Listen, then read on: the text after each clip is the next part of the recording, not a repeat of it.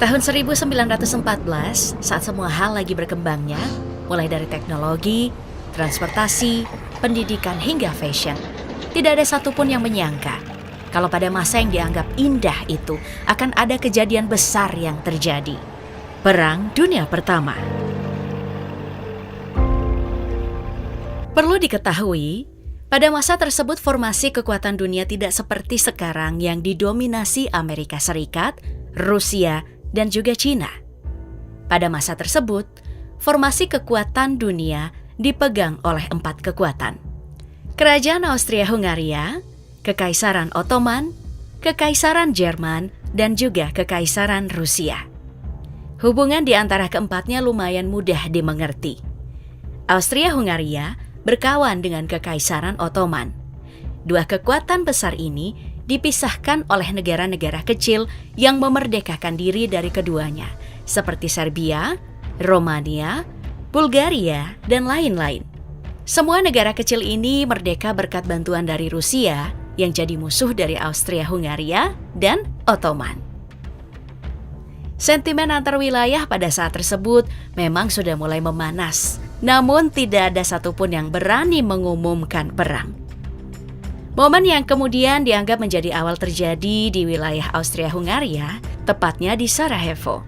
Di tempat ini, pangeran dari kerajaan Austria-Hungaria, yaitu Archduke Franz Ferdinand, melakukan kunjungan dengan istrinya. Mereka diserang menggunakan bom dari pasukan separatis yang tidak senang dengan sikap keluarga kerajaan. Untungnya, sang pangeran selamat, para pengawalnya lah yang menderita luka. Namun Franz Ferdinand ini tidak pulang, malah mengunjungi pengawalnya, di mana di saat dia pulang, Franz bertemu dengan para separatis dan akhirnya ditembak hingga meninggal. Meninggalnya pangeran dari kerajaan Austria-Hungaria membuat mereka murka dan menuduh Serbia sebagai dalangnya. Makanya setelah kejadian tersebut, kerajaan Austria-Hungaria membuka pernyataan perang ke Serbia. Di sini, Austria-Hungaria percaya diri karena beraliansi dengan Kekaisaran Jerman.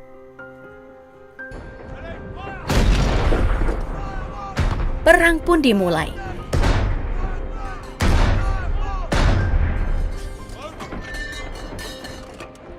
Serbia berhasil bertahan dengan bantuan dari Kekaisaran Rusia.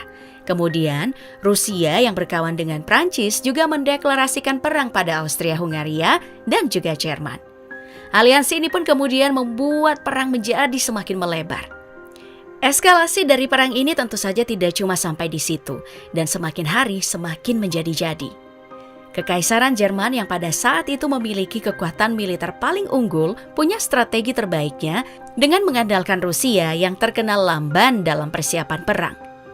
Jerman pun punya strategi untuk menyerang Prancis. Setelah menang, barulah kemudian Jerman menghantam Rusia hingga rata. Strategi ini emang terdengar menakjubkan ya, tapi tidak berjalan dengan mulus. Jerman ternyata nggak bisa menembus pertahanan dari Prancis karena pertahanan perbatasannya yang solid. Makanya Jerman memulai invasinya ke Belgia agar punya akses lain untuk memasuki Prancis. Langkah dari Jerman ini nyatanya tetot, salah. Status Belgia sebagai netral membuat Jerman dianggap sebagai penjahat di Eropa. Hingga akhirnya Britania Raya pun ikut dalam peperangan untuk membela Belgia. Di tengah kekacauan yang dialami Jerman, mereka tidak menyangka nih kalau Rusia ternyata udah siap dan mulai menyerang ke Austria-Hungaria. Austria yang gak bisa bertahan, kemudian membuat Jerman menarik pasukan untuk menahan sisi timur mereka. Selain itu, Austria-Hungaria juga mendapat masalah di selatan nih karena tidak berhasil melakukan invasi ke Serbia. Setelah beberapa waktu berlalu, Jerman yang memiliki akses pada sumber daya yang lebih baik ternyata bisa membalikkan perang. Mereka mulai bisa memukul mundur Rusia dan juga Prancis yang membuat Jerman mendapat angin segar. Tapi hal ini tidak berlangsung lama. Jenderal Perang Prancis Joseph Joffre memberikan komando untuk melakukan serangan balik dan berhasil dilakukan. Hal ini membuat Jerman memiliki strategi baru kala itu, yaitu menggunakan parit sebagai garis pertahanan. Nah, hal yang sama kemudian juga dilakukan sama Prancis. Peristiwa ini dikenal sebagai Perang Parit. Oh, ternyata ada ya. Mohon maaf ketawa. Strategi Perang Parit merupakan salah satu strategi perang yang sangat brutal karena konsepnya. Jadi kedua belah pihak akan menempatkan diri di parit yang mereka kuasai, dan di antaranya ada sebuah zona yang disebut No Man's Land. Kedua belah pihak akan terus saling menembak yang bisa sampai berhari-hari lamanya. Tiap kali tembakan ini berhenti, akan ada pasukan serbu yang maju ke depan. Orang-orang ini memiliki status berani mati karena bakal ditembaki sama pihak yang bertahan. Hal ini akan terus berlangsung hingga salah satu pihak kehabisan senjata dan parit yang mereka kuasai diambil alih. Strategi perang ini bukan cuma soal tembakan ya, tapi juga daya tahan untuk hidup di dalam parit yang kotor, bau, penuh penyakit dan bisa juga tanpa tim medis. Strategi ini sangat ikonik sih pada Perang Dunia Pertama, seperti yang tergambar dalam scene film All Quiet on the Western Front. Saat perang terus terjadi di Eropa, kerugian yang dialami oleh Jerman, Austria-Hungaria, Prancis, dan juga Rusia membuat gejolak di belahan dunia lain. Hal ini membuat skala perang yang tadinya hanya akan melibatkan Austria-Hungaria dan Serbia meluas menjadi seluruh dunia. Mulai dari Australia yang merebut Nugini dari Jerman, Jepang yang merebut Kepulauan Asia Timur dari Jerman, Italia yang ikut menyerang Austria-Hungaria, sampai kekalahan besar dari Jerman di Afrika yang mengharuskan Jerman menyerahkan koloni mereka. Perang yang makin meluas ini kemudian menyenggol kekuatan besar lainnya, yaitu Kekaisaran Ottoman. Setelah beberapa waktu maju mundur untuk terlibat perang karena kekalahan mereka di Perang Balkan, akhirnya Kekaisaran Ottoman mulai bertindak. Sayangnya, mereka kalah telak. Mulai kalah dari Rusia di pegunungan Kaukasus, kalah juga oleh Britania Raya di terusan Suez, sampai mereka kalah di peperangan gurun di selatan karena tindakan perwira Inggris Lawrence of Arabia yang memulai pemberontakan bersama suku-suku Arab. Tekanan yang paling dirasakan oleh Jerman yang mengalami banyak kerugian, kemudian memutuskan hal yang tidak masuk akal dengan melanggar aturan perang.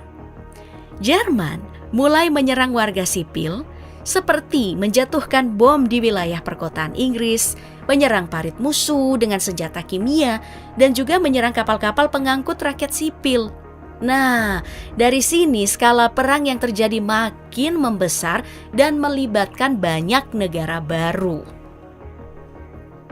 Setelah perang makin meluas, ini lantas membagi dunia nih dalam dua blok besar.